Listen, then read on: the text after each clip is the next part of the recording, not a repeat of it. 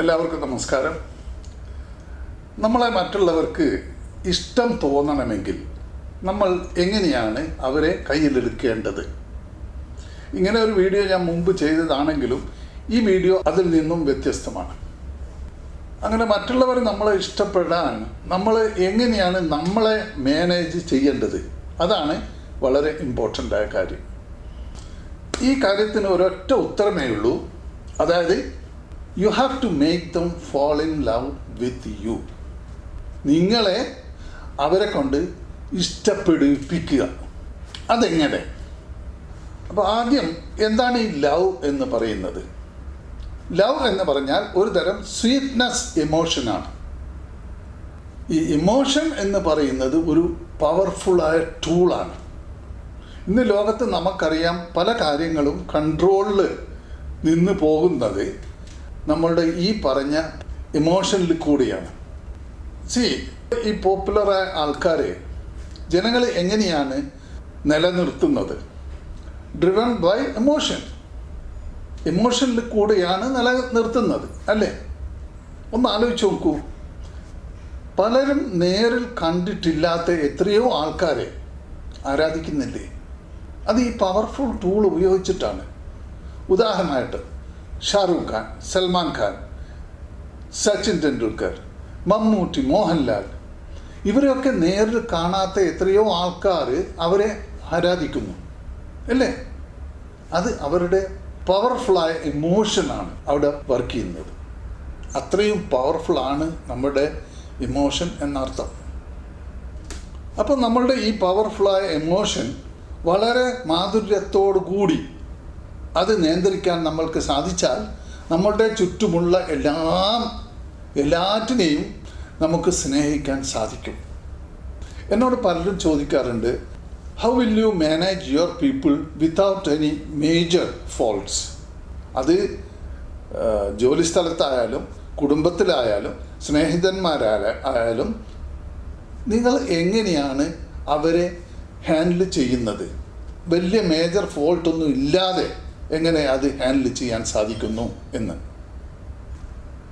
ഒന്നുമില്ല, നമ്മൾ അവരെ അവരായിട്ട് കണ്ടാൽ മതി. അനാവശ്യമായ കാര്യങ്ങളിൽ ഇടപെടാതിരിക്കുക. ഇത്രയും ചെയ്താൽ മതി. അതോടൊപ്പം തന്നെ നമ്മൾ മനസ്സിലാക്കേണ്ടത്, ഈ ഭൂമിയിലുള്ള ഓരോരുത്തർക്കും അവരുടേതായ വാല്യൂ, അവരുടേതായ റെസ്പെക്റ്റ് ഉണ്ടാകും. അത് നമ്മൾ മനസ്സിലാക്കണം. ഒരു തൂപ്പുകാരന് അല്ലെങ്കിൽ ഒരു ലേബർ ജോലി ചെയ്യുന്ന ആൾക്ക് അദ്ദേഹത്തെ ബഹുമാനിക്കുന്ന, ആരാധിക്കുന്ന, സ്നേഹിക്കുന്ന ആൾക്കാർ പുറത്തുണ്ട്. ഓക്കെ, അവരുടെ മക്കൾക്ക് അവർ വലിയ ആളല്ലേ? ഭാര്യയ്ക്ക് വലിയ ആളല്ലേ? അല്ലെങ്കിൽ ഭർത്താവിന് വലിയ ആളല്ലേ? അവർ പരസ്പരം സ്നേഹിക്കുന്നില്ലേ, ബഹുമാനിക്കുന്നില്ലേ? അപ്പോൾ എല്ലാ ആൾക്കാർക്കും അവരുടേതായ വാല്യൂ ഉണ്ട് എന്ന് നമ്മൾ തിരിച്ചറിയണം. അപ്പോൾ അങ്ങനെ നമ്മൾ ഓരോരുത്തരെയും കാണാൻ ശ്രമിച്ചാൽ നമ്മൾക്ക് അവരെ സ്നേഹിക്കാനും ബഹുമാനിക്കാനും ഒരു വിലയുള്ള വ്യക്തിയായി കാണാനും സാധിക്കും. ഇവിടെ ഒരു പെൺകുട്ടിയുടെ ഒരു നടന്ന സംഭവം പറയട്ടെ. ഒരു പെൺകുട്ടി ഒരു വലിയ കമ്പനിയിൽ ജോലി ചെയ്യുന്നു. രാവിലെ 8 മണിക്ക് പോകുന്നു, വൈകുന്നേരം 6 മണിക്ക് തിരിച്ചു വരുന്നു. കുറേ ദിവസം കഴിഞ്ഞപ്പോൾ ഈ പെൺകുട്ടിയുടെ അച്ഛനുമായിട്ട് ഒരു ഉടക്കുണ്ടായി. ഉടക്ക് മറ്റൊന്നുമല്ല, ഈ പെൺകുട്ടി ഒരു പയ്യനുമായിട്ട് സ്നേഹത്തിലായിരുന്നു. പക്ഷേ അച്ഛനത് ഇഷ്ടമല്ല. പക്ഷേ ആ വഴക്കുണ്ടായ ദിവസം ഈ പെൺകുട്ടി ഓഫീസിൽ നിന്ന് വരാൻ താമസിച്ചു. അപ്പോൾ അച്ഛനും അമ്മക്കും ബേജാറായി, പേടിയായി, ടെൻഷനായി. എന്ത് സംഭവിച്ചു? അങ്ങനെ ഓരോ സ്ഥലത്തും അന്വേഷിക്കേണ്ട ആൾക്കാരൊക്കെ വിളിച്ചന്വേഷിച്ചു, സ്നേഹിതന്മാരെ വിളിച്ചന്വേഷിച്ചു. എവിടെയും എത്തിയിട്ടില്ല. അങ്ങനെ അവസാനം ഈ പെൺകുട്ടി സ്നേഹിക്കുന്ന പയ്യനെ വിളിച്ചു അന്വേഷിച്ചു. അവനും ഒരു പിടിയുമില്ല. അങ്ങനെ ഈ അച്ഛനും ഈ പയ്യനും കൂടെ പെൺകുട്ടി ജോലി ചെയ്യുന്ന കമ്പനിയിലേക്ക് പോയി. അവിടെ അന്വേഷിച്ചു. അവിടുത്തെ സെക്യൂരിറ്റി ഗാർഡിനോട് ചോദിച്ചു. ഇപ്പോൾ സെക്യൂരിറ്റി ഗാർഡ് പറഞ്ഞു, ഇവിടെ ആയിരക്കണക്കിന് ആൾക്കാർ ജോലി ചെയ്യുന്നതാണ്, നിങ്ങളുടെ മകളുടെ ഫോട്ടോ ഒന്ന് കാണിച്ചു തരാമോ എന്ന് ചോദിച്ചു. അപ്പോൾ അച്ഛൻ മകളുടെ ഫോട്ടോ ഈ സെക്യൂരിറ്റിക്ക് കാണിച്ചു കൊടുത്തു. കണ്ട മാത്രയിൽ സെക്യൂരിറ്റി പറഞ്ഞു, ഈ കുട്ടി ഇവിടെ തന്നെയുണ്ട്, കമ്പനിക്കകത്ത് തന്നെയുണ്ട്, ഓഫീസ് ടൈം കഴിഞ്ഞിട്ടുണ്ടെങ്കിലും അവൾ പോയിട്ടില്ല എന്ന് തർപ്പിച്ച് പറഞ്ഞു. അങ്ങനെ ഇവർ 3 പേരും കൂടെ ഓഫീസിനകത്ത് കമ്പനിക്കകത്ത് കയറി അന്വേഷിച്ചു നോക്കിയപ്പോൾ ഈ പെൺകുട്ടി ഒരു ഫ്രിഡ്ജിൻ്റെ റൂമിൽ കുടുങ്ങിക്കിടക്കുകയാണ്. -ഡിഗ്രിയിലുള്ള ഫ്രോസനകത്ത് കുടുങ്ങിക്കിടക്കുകയാണ്.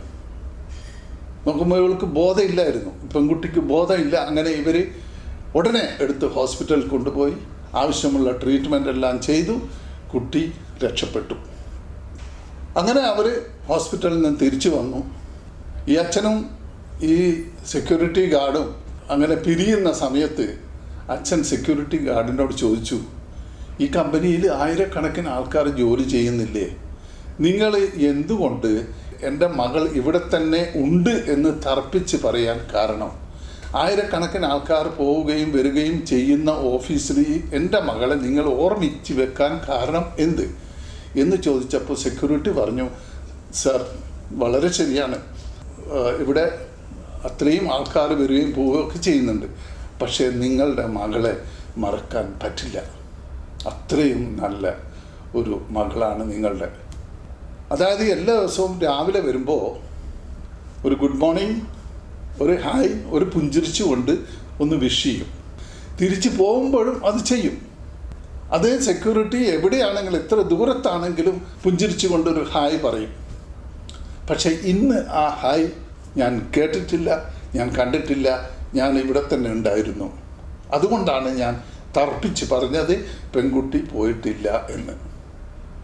അപ്പോൾ ഇവിടെ നമ്മൾ മനസ്സിലാക്കേണ്ട ഒരു കാര്യം, നമ്മൾക്ക് ഒരു നഷ്ടവുമില്ലാത്ത ഒരു കാര്യമാണ് ഒരാളെ കാണുമ്പോൾ ഒന്ന് പുഞ്ചിരിക്കുക, ഒരു ഹായ് പറയുക. അത് ആരായിരുന്നാലും അതുകൊണ്ടുണ്ടാകുന്ന നേട്ടം, ബെനഫിറ്റ്സ് എത്രയാണെന്ന് നിങ്ങളൊന്ന് ആലോചിച്ച് നോക്കൂ. ഈ സംഭവം യൂറോപ്പിൽ നടന്ന ഒരു സംഭവമാണ്. അപ്പം നമ്മളൊന്ന് ആലോചിച്ച് നോക്കൂ, നമ്മൾക്ക് ഒരു ഹായ് ഒരാളോട് പറയാൻ അല്ലെങ്കിൽ ഒരാളെ ഒന്ന് കണ്ടിട്ട് പുഞ്ചിരിക്കാൻ എത്ര സമയം വേണം, എത്ര സെക്കൻഡ്സ് ആവശ്യമുണ്ടാകും. പക്ഷെ നമ്മളത് ചെയ്യുന്നില്ല.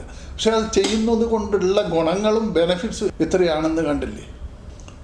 അപ്പം നമ്മൾ പറഞ്ഞു വന്നത്, നമ്മളെ മറ്റുള്ളവരെ സ്നേഹിക്കുന്നുണ്ടോ എന്ന് നോക്കാതെ നമ്മൾ മറ്റുള്ളവരെ സ്നേഹിക്കുക. Whether others love you or not doesn't make a difference. അതായിരിക്കും നമ്മളുടെ ലൈഫ് സുഖകരമാകുന്നതും മാധുര്യമാകുന്നതും.